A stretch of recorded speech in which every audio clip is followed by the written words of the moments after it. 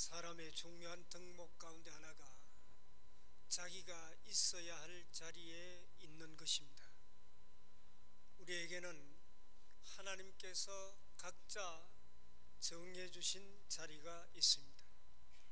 그렇지만 우리 인간은 죄와 허물로 말미암아 있어야 할 자리에 있지 못하는 경우가 많습니다. 있어야 할 자리에 있지 않기 때문에 범죄하게 되고 하지 말아야 할 일들을 많이 하게 됩니다. 그러므로 우리는 끊임없이 내 자신이 있어야 할 자리가 어디인지 점검하고 그 자리로 돌아가려고 애써야 됩니다. 프랑스의 대문호 빅토르 위고는 중년의 때까지 방탕한 삶을 살았습니다. 그러던 어느 날 사랑하는 딸이 결혼한 지 몇 달이 되지 않아 사고로 세상을 떠나게 됩니다. 위고는 딸의 유품을 정리하다가 딸이 써놓은 한 장의 편지를 발견하게 됩니다. 아버지의 방탕한 삶을 안타깝게 여긴 딸이 아버지를 향해 속히 하나님의 품으로 돌아오시도록 호소하는 그런 내용의 편지였습니다. 그는 딸의 편지를 읽고 참의 눈물을 흘리며 통곡했습니다. 이 사건은 그의 인생에 있어서 새로운 전환점이 되었고 결과적으로 인생의 방향과 작품 세계를 바꾸어 놓았습니다. 이러한 영향은 레미제라블과 같은 명작의 탄생으로 이어졌습니다. 성경에 우리에게 주는 유익이 참으로 많습니다. 그 중에 하나가 지금 내가 어디에 있는지를 깨닫게 한다는 것입니다. 그로 말미암아 내가 있어야 할 자리로 돌아가게 만들며 참된 인생을 살도록 인도해 주는 것입니다. 오늘 본문도 바로 이런 점에 대해서 가르쳐주고 있습니다. 구약 성경은 창세기부터 시작해서 신명기까지 5권을 모세 오경 율법서라 그렇게 부릅니다. 그 다음에 여호수아부터 쭉 12권을 역사서라 이스라엘의 역사를 기록하고 있습니다. 그 다음 시편 자문 전도아가 이 5권의 책을 시가서라고 부릅니다. 그리고 이사야, 예레미야, 에스겔, 다니엘, 예레미야, 에가 이렇게 5권의 책을 대예언서, 그 다음에 호세아부터 말라기까지 12권의 책을 소예언서라 그렇게 부릅니다. 이 구약을 크게 세 부분으로 나누면 역사서와 예언서, 성문서 그렇게 나눌 수가 있습니다. 오늘 읽은 스가랴서는 12소 선지서 중에 하나입니다. 바벨론 포로 생활을 마치고 예루살렘에 돌아와서 활동하던 선지자는 오늘 기록된 스가랴를 비롯해서 학개, 말라기 선지자입니다. 그러므로 이 세 예언서의 책은 성문서 마지막에 있는 에스라, 느헤미야서와 함께 읽어야 됩니다. 특별히 학개, 스가랴서는 동시대에 활동했던 두 예언자들입니다. 이들은 70년간의 포로 생활을 마치고 돌아온 유다 백성들에게 예루살렘 성전 건축을 독려한 인물들입니다. 학개서가 성전 건축을 직설적으로 표현한 책이라면 스가랴서는 같은 주제를 기록하고 있지만은 다양한 환상과 예언, 상징적인 수법을 동원해서 기록을 하고 있습니다. 더 나아가 스가랴서는 건물로서의 성전 재건을 뛰어넘어서 성전이신 메시아와 그분의 강림에 대한 예언까지 말씀해 주고 있습니다. 이스라엘 백성들은 세 차례에 걸쳐서 바벨론 포로로 잡혀갔고 그 반대로 세 차례에 걸쳐서 귀환에 오게 됩니다. 첫 번째 귀환은 BC 537년 바사 페르시아 고레스 왕의 명령에 의해서 이루어졌습니다. 당시 정치 지도자는 스룹바벨이었고 대제사장 여호수아는 종교 지도자였습니다. 이 두 사람의 이름이 스가랴서에 많이 등장하고 있습니다. 두 번째 귀환은 BC 458년 페르시아 아닥사스다 왕 때 이루어졌습니다. 그리고 세 번째 귀환은 BC 444년 성벽을 재건한 지도자 느헤미야의 인도로 이루어졌습니다. 1차 바벨론 포로 귀환 때 스룹바벨과 여호수아가 백성들을 인도하여 예루살렘으로 귀환해 왔습니다. 그들이 예루살렘에 돌아와서 가장 먼저 시작한 일은 예루살렘 성전을 건축하는 일이었습니다. 그러나 고향으로 돌아온 백성들은 성전의 기초만 놓은 채 자신들이 살기에 바빠 자신들이 살 집을 짓고 그리고 자신들의 삶에 몰두한 탓에 성전 건축은 멀리하고 성전 건축을 완성하지 못했습니다. 물론 외부적으로도 사마리아 사람들의 방해도 있었습니다. 이러한 이유로 말미암아 14년 가까이 성전 건축이 중단이 되고 말았습니다. 설상가상으로 백성들은 그 기간 동안에 계속해서 가뭄과 흉년으로 말할 수 없는 고통을 겪었습니다. 이때 하나님께서 학개 선지자와 스가랴 선지자를 보내셔서 성전 재건과 이스라엘의 신앙 회복을 위하여 일하게 하였습니다.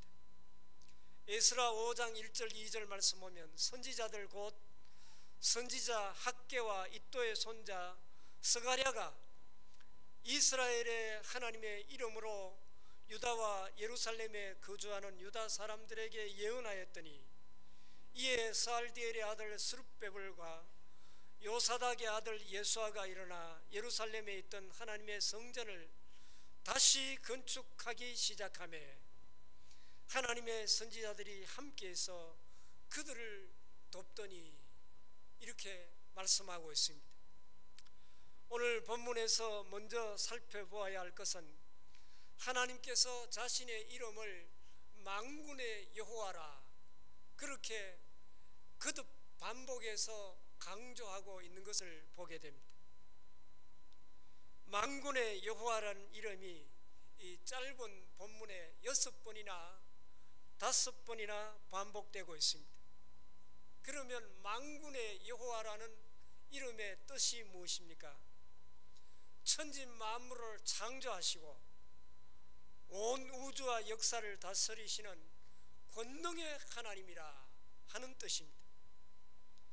이는 하나님께서는 그 누구와 비교할 수 없는 초월적인 힘과 권세를 가진 분이시며 작정하신 모든 것을 이루시는 분임을 강조할 때 사용되는 거룩한 하나님의 칭호입니다. 즉 하나님께서는 자신이 시작한 모든 것을 이룰 수 있는 전능하신 하나님이시며 성전 재건을 시작하게 하시고 완성시키시는 하나님이심을 묘사하고 있습니다. 또한 조상들이 언급되고 있는데 4번이나 반복됩니다. 2절을 보면 여호와가 너희 조상들에게 심히 진노하였느니라. 4절에 너희 조상들을 본받지 말라 이렇게 말씀하고 있습니다. 이 말씀은 너희 조상들이 불순종함으로 말미암아 심판받은 것을 잊지 말라는 그런 뜻입니다. 그리고 3절 말씀 보면 여호와께로 돌아오라, 여호와께로 돌아오라 이렇게 말씀하고 있습니다. 이것은 유다 백성들이 여호와 하나님을 떠나 있음을 말씀하고 있는 것입니다. 인간의 가장 큰 불행은 하나님을 멀리하고 하나님을 떠나 생활하는 것이 가장 큰 불행입니다. 반대로 인간의 가장 큰 행복은 하나님을 떠나 방황하던 사람이 회개하고 하나님께로 돌아오는 것입니다. 이 시간 여호와께로 돌아오라 하는 이 말씀을 통해 우리에게 주시는 하나님의 말씀을 들으실 수 있기를 바랍니다. 우리는 제자리로 돌아가야 됩니다. 오늘 본문은 여러 가지 이유들, 자기의 집을 짓고 땀을 흘려 일하며 생계를 유지하는 것, 이 일 때문에 성전 건축을 멀리 했습니다. 또 외부적으로는 사마리아 사람들의 방해도 있었습니다. 그로 말미암아 기근과 말할 수 없는 흉년이 오게 되었습니다. 그러니까 더더욱 성전 재건을 할 힘과 동력을 잃어버리고 만 것입니다. 이런 유다 백성들에게 주시는 하나님의 말씀이 무엇입니까? 바로 여호와께로 돌아오라. 그들이 있어야 할 자리에 있지 않았다는 것입니다. 그러므로 하나님께서는 여호와께로 돌아오라고 거듭 말씀하고 있습니다. 오늘 본문 3절 말씀을 보시기 바랍니다. 그러므로 너는 그들에게 말하기를 만군의 여호와께서 이처럼 이르시되 너희는 내게로 돌아오라, 너희는 내게로 돌아오라. 만군의 여호와의 말이니라. 그리하면 내가 너희에게로 돌아가리라. 만군의 여호와의 말이니라. 너희는 내게로 돌아오라 하는 이 말씀이 바로 성전을 재건하는 것보다 하나님께로 돌아오는 것이 더 시급하다는 말씀입니다. 백성들은 성전 재건을 중단한 이유를 사마리아 사람들의 반대와 흉년, 기근 때문이라고 말했습니다. 그러나 하나님의 생각은 달랐습니다. 이스라엘 백성들이 하나님을 멀리 떠나 방황하고 있었기 때문에 바로 그것을 지적하면서 성전을 재건하는 것보다 먼저 회개하고 하나님께로 돌아오라는 것입니다. 우리 사회에도 제자리를 지키지 못하고 떠난 것들이 많이 있습니다. 공교육이 학교를 떠났다는 말을 합니다. 그래서 학교 교육이 실종되었다고 말하며 과도한 사교육비를 지출하는 것이 어제 오늘 일이 아니라고 말하지 않습니까? 나라의 비전을 제시하고 국민들을 선도해야 할 정치인들이 지지와 존경을 받지 못하고 있습니다. 우리나라 사법부의 신뢰 수준은 경제협력개발기구 OECD에 가입한 42개국 중에 거의 꼴찌 수준인 39위입니다. 그렇다면 오늘날 한국 교회는 어떻습니까? 개신교는 천주교와 불교보다 더 인정을 받지 못하고 있으며 세상 사람들이 손가락질을 하고 있는 이런 처지에 놓여 있습니다. 또한 신앙생활을 하다가 교회를 떠나는 사람들이 젊은이들을 중심으로 해서 많이 일어나고 있습니다.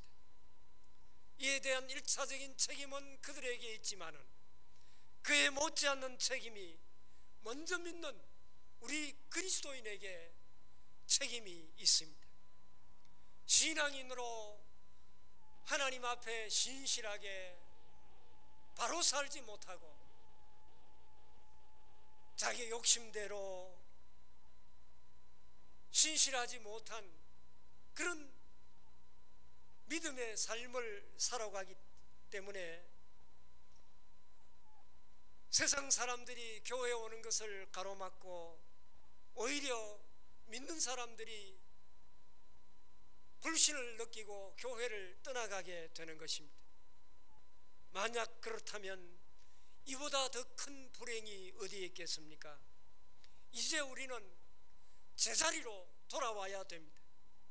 우리가 제자리로 돌아갈 때 하나님께서 우리와 함께 하시고 하나님이 우리를 돌아보시겠다는 말씀입니다. 그리고 제자리로 돌아오기 위해서는 필요한 것이 방향을 전환하는 것입니다. 내게로 돌아오라 말씀하시는 하나님께 돌아가려면 먼저 세상으로 향하는 발걸음을 하나님께로 방향 전환을 해야 됩니다. 오늘 본문에서 이스라엘 백성들은 하나님을 떠나 하나님 아닌 세상을 사랑하고 그리고 우상을 섬기며 살았습니다.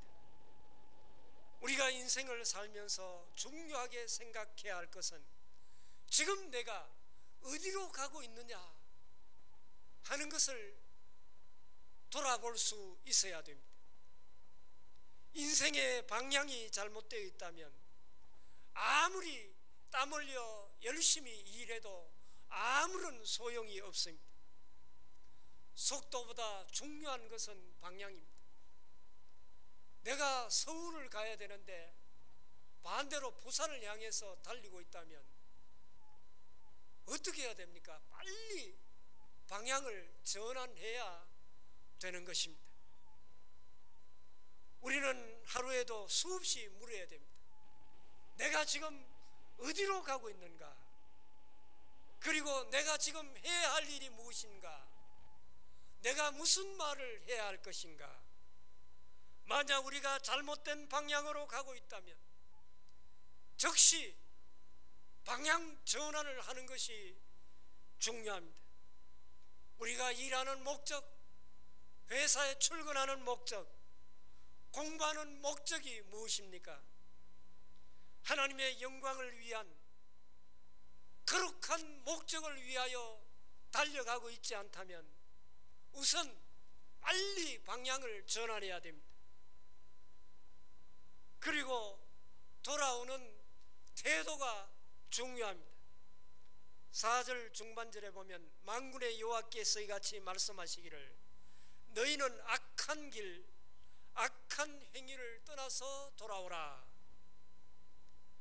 악한 길, 악한 행위를 떠나서 빨리 하나님께로 돌아오라는 것입니다.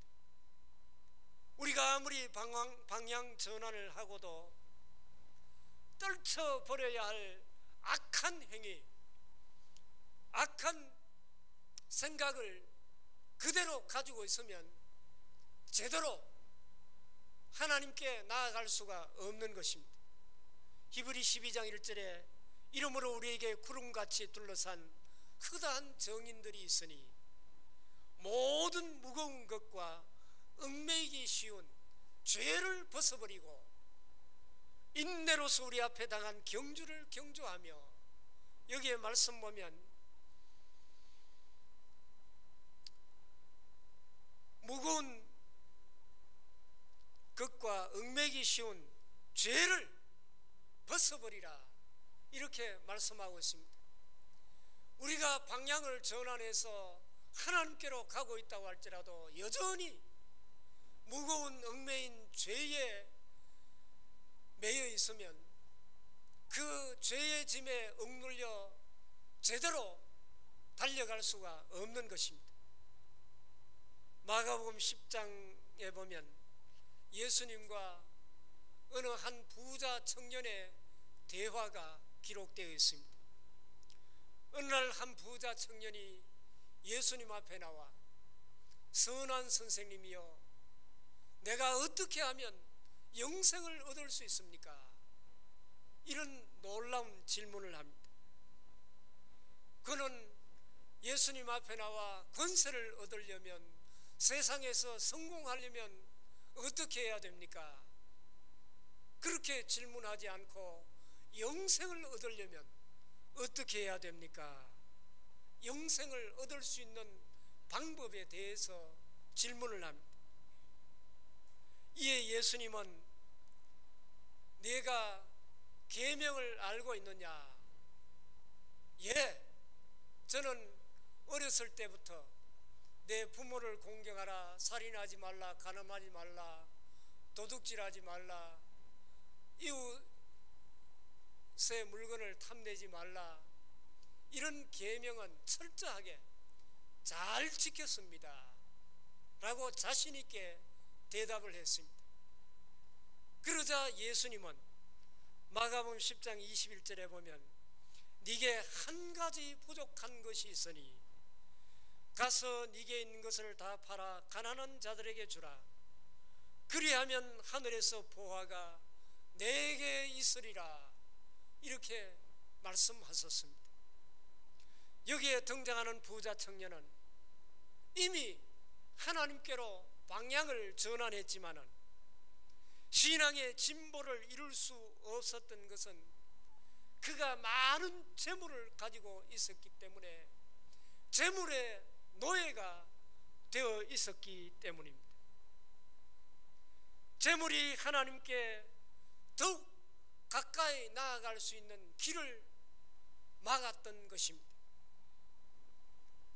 여러분에게 한 가지 부족한 것이 무엇입니까? 세상 욕심을 따르거나 누군가를 용서하지 못하는 마음, 그릇된 우선순위, 이런 것들이 우리의 신앙을 가로막는 방해 요소입니다. 우리 개개인에게 이처럼 신앙의 진보를 막는 것이 있다면 빨리 버려야 됩니다. 하나님께 돌아오는 일은 어느 한순간에만 해야 될 일이 아니라 끊임없이 해야 할 일입니다. 왜냐하면 우리는 언제든지 잘못된 길로 걸어가기 쉽기 때문입니다. 유럽의 어느 미술관에서 있었던 일입니다. 미술관장이 어느 작품을 보니까 작품에 그 칠이 약간 벗겨져 있었습니다. 그래서 미술관의 전문 화가에게 칠이 벗겨져 있으니까 칠을 원상복구하라고 부탁을 했습니다. 그런데 화가가 덧칠을 하기 위해서 그 그림을 자세히 살펴보니까 그 벗겨진 밑에 또 하나의 그림이 있었습니다. 그 작품은 칠을 덧칠해야 될 것이 아니라 오히려 덧칠된 그 물감을 벗겨내는 일이었습니다. 화가가 조심스럽게 덧칠된 그 물감을 벗겨내자 훌륭한 새로운 그림이 나타났습니다. 그것은 그림을 그렸던 원래 작가의 작품 중에 사라진 줄 알았던 아주 유명한 작품이었습니다. 우리의 신앙도 마치 덧칠된 한 폭의 그림과 같지 않습니까? 우리가 가졌던 신앙이 처음에는 순수하게 복음적이었지만은 세월이 흐를수록 이런저런 것들로 덧칠되어 있지 않았습니까? 오늘 하나님께서 우리의 복음적인 신앙을 위하여 덧칠된 자기중심적인 신앙, 욕심과 그리고 그릇된 가치관, 전통, 이런 것들을 하나하나 벗겨내고 신앙의 개혁을 일으키기를 원하십니다.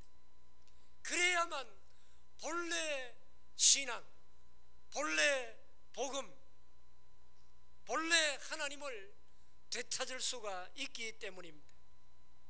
우리의 마음이 하나님께로 돌아와 제자리에 있는지 이 시간 확인해 보아야 할 것입니다.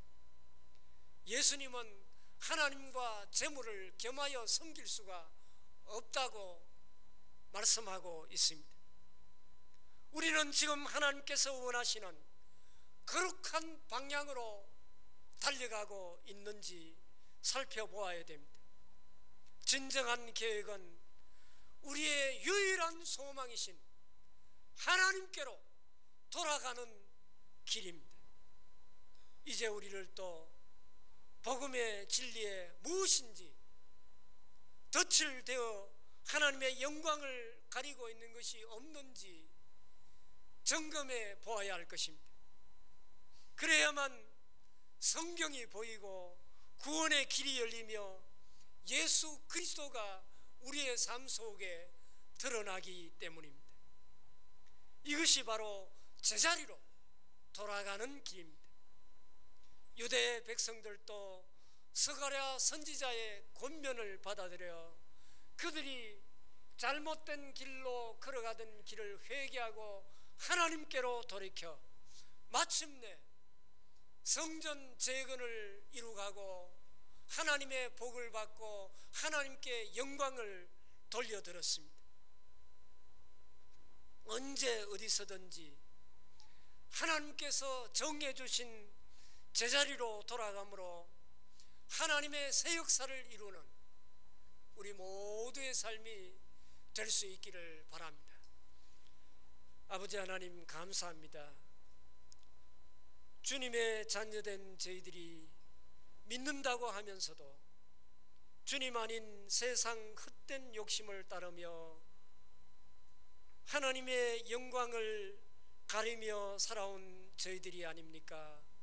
아버지 하나님, 저희들의 잘못을 용서하여 주옵소서. 세상으로 가던 방향을 돌이켜 오직 주님께 돌아오게 하시고 하나님의 크신 역사를 이룰 수 있는 저희들이 다 되게 하여 주시옵소서. 예수님 이름으로 기도하옵나이다. 아멘.